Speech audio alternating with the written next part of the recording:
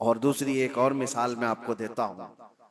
बड़े बड़े लोग जहां पर कश्मकश में आ जाते हैं कि क्या करना चाहिए क्या नहीं होना चाहिए, हजरत अबू बकर सिद्दीक रज़ियल्लाहु ताला अन्हु का ईमान तो देखें।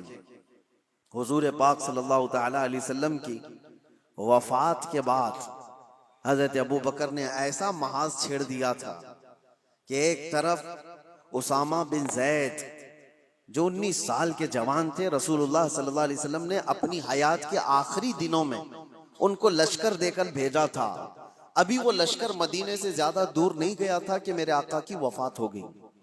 10,000 सहाबा का लश्कर, और वो वापस आए मदीने में हुजूर की वफात की गम की खबर सुनकर। ये बात हुजूर की वफात होते ही चंद दिनों के बाद एक फितना और फैल गया कि एक दूसरा शख्स मुसैलमा कज़्ज़ाब, उसने अपने नबी होने का दावा कर दिया। हुजूर की वफात के बाद उसने नबूवत का दावा कर दिया और उसने अपनी एक जमात बना ली। दूसरा फितना, एक असवद अंसी नाम का शख्स, उसने भी नबूवत का दावा कर दिया। एक और फितना उठा, जो लोग ज़कात देते थे उन्होंने ज़कात से इनकार कर दिया कि हम ज़कात आज से नहीं देंगे, कि वो रसूलुल्लाह की हयात में देते थे। तो ये एक साथ इतने फितने खड़े हो गए अचानक, और हजरत अबू बकर सिद्दीक जमा में खिलाफत को संभाले हुए। तो आपने उसामा बिन जैद से कहा, जो रसूलुल्लाह ने तुम्हें जहां भेजा है निकल जाओ लश्कर देकर, जो सहाबा। तो हजरत उमर ने कहा रोक करके कि अभी मदीने में जरूरत है, इतने फितने हैं, आप इस लश्कर को रोक लीजिए, इतने 10 सहाबा सब चले जाएंगे जंग में, क्या होगा। हजरत अबू बकर ने कहा कसम रब्बे जुल जलाल की, जिस फैसले को मेरे रसूल ने नाफिज किया, मैं अबू बकर होता कौन हूं उसको वापस लेने वाला। अल्लाह के नबी सल्लल्लाहु अलैहि वसल्लम ने इस लश्कर को रवाना किया है, मैं इसको वापस नहीं। इनको सवार किया और पूरे लश्कर को रवाना किया। फिर पूछा हजरत उमर ने, बाकी इन लोगों का क्या होगा? ये मुसैलमा कज़्ज़ाब है, असवद अंसी है, ये मुनकिरीन ज़कात हैं, इनका क्या होगा? हजरत अबू बकर ने कहा मदीने के जितने लोग हैं सब जमाओ। छोटी सी एक फौज मुसैलमा कज़्ज़ाब के खिलाफ भी, असवद अंसी के खिलाफ भी भेजा, और उसके बाद फिर ज़कात के मुनकिरीन उनके पास भी तकाजा करने के लिए। तो हजरत उमर ने कहा एक साथ इतने सारे महाजात पर कैसे आप लड़ोगे?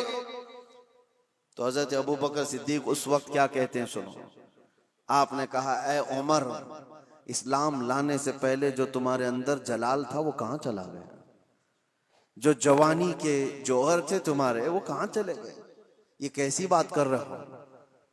अल्लाह की कसम, मदीने वालों के छितड़े उड़ जाएं तब भी मैं खामोश नहीं बैठूंगा, क्योंकि मेरे रसूल के दीन का मसला है।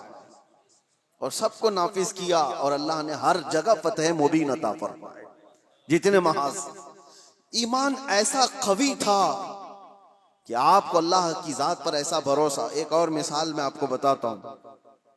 बहुत ऐसा वक्त आ जाता है, डिसीजन लेना बहुत मुश्किल हो जाता है जिंदगियों में, लेकिन फरमाने रसूल जहां नजर आए, ऐ मुसलमानों अपनी सारी चीजें छोड़ दो उसके सामने। मेरे आका ने फरमाया, कई मसले हमारे पास आते हैं, प्रॉपर्टी के झगड़े, अभी कुछ कल ही की बात है, हम विरासत के मसले लिख करके दे रहे हैं सामने वाले को। तो उनका जो एक्सपेक्टेशन था कि इन बहनों को नहीं मिलना चाहिए, इनको तो शादियों में दिया गया था। हमने कहा अल्लाह के नबी की शरीयत ये है, कुरान में अल्लाह ने ये फरमाया। तो उन्होंने उसको लपेट के रख दिया और कहा कोर्ट से देख लिया जाएगा। मेरे अजीजों, क्या ये ईमान है? तुम्हें मैं रसूलुल्लाह का फरमान बता रहा हूं, नबी ने ये फरमाया है। होना तो ये चाहिए कि अपनी जिंदगी की हर शय फरमाने रसूल पर छोड़ दो। सिर्फ दौलत और जायदाद के नाम पर उस पर काबिज होने के लिए लोग अपनी शरीयत से भी दूर हो जाते हैं। हुजूर के फरमान को पीठ पीछे डाल दिया, कुरान के हुक्म को सुना सुना करके भी हम उनको बताएं तब भी छोड़ दिया।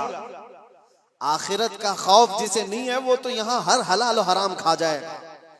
एक बात याद रखो, एक बालिश्त जमीन अगर किसी की कब्जा किया है, हुजूर सल्लल्लाहु अलैहि वसल्लम फरमाते हैं 7 जमीनों का तौक बनाकर कयामत के दिन उसके गले में डाला जाएगा, वो उठ नहीं पा रहा होगा। उठ नहीं पा रहा होगा उस दिन। 50,000 साल के बराबर का एक दिन कयामत का, उस दिन के अजाब से डरो।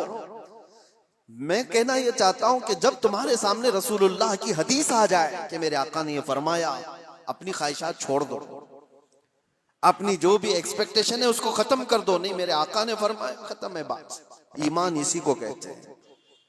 मैं बता रहा था सीदना अबू बकर सिद्दीक के बारे में। हुदैबिया का मौका है, नबी पाक सल्लल्लाहु अलैहि वसल्लम 1400 सहाबा को लेकर मदीने से निकले मक्का उम्रा करने के लिए, लेकिन हालात ऐसे थे कि मक्का वाले उम्रा करने नहीं दे रहे थे। रोक दिया 35 किलोमीटर दूर, मक्का से दूर, कि आप लोग उम्रा नहीं कर सकते। और जंग करने पर तुले हुए थे मक्का वाले, उस वक्त थोड़ा ताकत में थे। नबी पाक सल्लल्लाहु ताला अलैहि वसल्लम ने देखा कि हम एहराम की हालत में आए हुए हैं उम्रा करने के लिए, लेकिन ये जंग करना चाहते हैं और हुजूर जंग नहीं करना चाहते थे।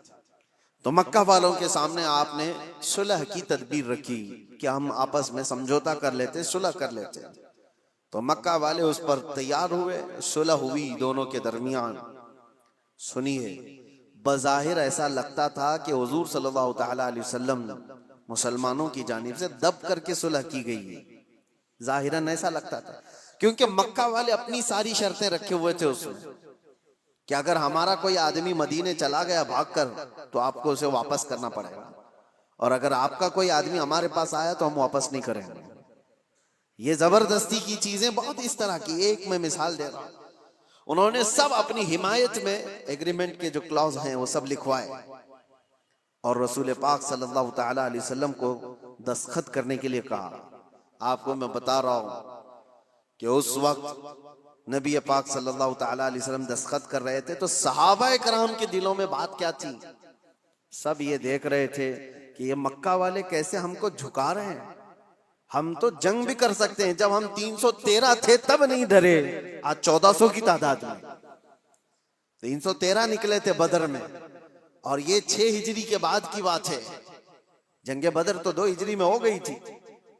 4 साल का जंगों का अनुभव भी था, तजुर्बा भी था। सहाबा कहते नहीं हम लड़ लेंगे इनसे और मक्का में जाकर उम्रा करेंगे, कौन रोक सकता है। लेकिन हुजूर फरमा रहे थे नहीं, सुलह करना है। सहाबा में ये बात फैली कि जंग करना है, जंग करना है, लेकिन कोई भी हुजूर की बारगाह में बोलने की हिम्मत कैसे करे। अल्लाह के नबी तो ये जो अक्द है, ये एग्रीमेंट है, उस पर साइन भी कर रहे हैं। तो उसके बाद अब जो बात मुझे अर्ज करनी है इस हुदैबिया के मौके पर, वो मैं बताता हूं। हजरत उमर सहाबा के पास जा जा करके कह रहे थे कि चलो बोलते हैं रसूलुल्लाह की बारगाह में कि आप जंग की इजाजत दें हमें, हम इनके परखचे उड़ा देंगे, इनके साथ ऐसी जंग करेंगे कि ये हमेशा याद रखेंगे कि अल्लाह के घर से हमको रोका है, आज हम ताकत में। हजरत उमर के इस बात पर सहाबा जमा भी हो रहे थे। फिर आखिर में हजरत उमर कहाँ आए? हजरत अबू बकर के पास। हजरत अबू बकर भी खामोश बैठे हुए थे कि रसूलुल्लाह ने फैसला ले लिया है तो अब क्या है। सहाबा नाफरमानी नहीं कर रहे थे, बल्कि वो इंतजार कर रहे थे शायद वही आ जाएगी और हुक्म बदल जाएगा, अल्लाह की तरफ से कोई हुक्म आ जाए कि जंग करो, हम करेंगे। इस इंतजार में सहाबा थे। फिर हजरत उमर जाते हैं कहां पर? हजरत अबू बकर के पास। हजरत अबू बकर से कहते हैं, अबू बकर नहीं देख रहे तुम हालात कैसे हो गए? मक्का वाले हम पर हावी होते जा रहे हैं, गलबा पा चुके हैं और हमें झुका करके सुलह करा रहे हैं, और रसूलुल्लाह सल्लल्लाहु अलैहि वसल्लम ऐसे वक्त उनके साथ सुलह की दस्तखत कर रहे हैं। अबू बकर चलो, आपकी बात रसूलुल्लाह टालते नहीं। तो ये बोले जा रहे थे, बोले जा रहे थे। हजरत अबू बकर सुनते रहे। उसके बाद जानते हो हजरत अबू बकर पलटते हैं और इतने जलाल के साथ हजरत उमर के कंधों को पकड़कर झिझोड़ दिया और कहा, इल्ज़म गर्ज़क या उमर, ऐ उमर होश में रह करके बात करो, तुम किसके लिए बात कर रहे हो? वो अल्लाह के रसूल हैं, उन्होंने जो फैसला ले लिया, दुनिया टल जाए अबू बकर उसके खिलाफ नहीं जा सकता। सारे सहाबा के दिलों में बात ये थी कि जंग की इजाजत मिल जाए, जंग की इजाजत। हजरत अबू बकर का जलाल ये था कि उमर जो रसूलुल्लाह फैसला ले रहे हैं वो अल्लाह के नबी हैं, आगे का देख करके फैसला ले रहे हैं, उसके खिलाफ नहीं जा सकते। हजरत उमर कहते हैं उस वक्त मैं जोश में ये सब चीजें कर रहा था, लेकिन अबू बकर की शक्ल देख करके फिर मुझे अंदाजा हो गया ईमान किसे कहते हैं, ईमान किसे कहते हैं। नबी पाक सल्लल्लाहु ताला अलैहि वसल्लम ने जो फरमा दिया, उसके बाद फिर टस से मस ना होना, ये ईमान की अलामत है। हजरत उमर तौबा कर गए, पीछे हट गए। ऐसा नहीं है कि जाकर के फिर साहबा को उन्होंने जमा किया और हजरत अबू बकर की भी बात टाल दी, नहीं। उन्हें एहसास हुआ कि हजरत अबू बकर ने उस दिन जो फैसला लिया है वो रसूलुल्लाह की बात पर लिया। और फिर देखा भी सारे सहाबा ने, सुलह तो हुई थी, 1 साल ये एग्रीमेंट मक्का वाले चला नहीं सके। दूसरे साल मेरे आका सल्लल्लाहु ताला अलैहि वसल्लम 10,000 सहाबा को लेकर मक्का तशरीफ लाए थे और बगैर जंगो जदाल और कत्ल क़िताल के मक्का फतह हो चुका था। और उस दिन जो मक्का फतह हुआ, आज तक उसकी रोशनी और उसकी बरकतें मक्का में मौजूद हैं। हाँ, 1 साल पहले सुलह पर हुजूर ने जो दस्तखत की थी, उसका असर आज तक भी है।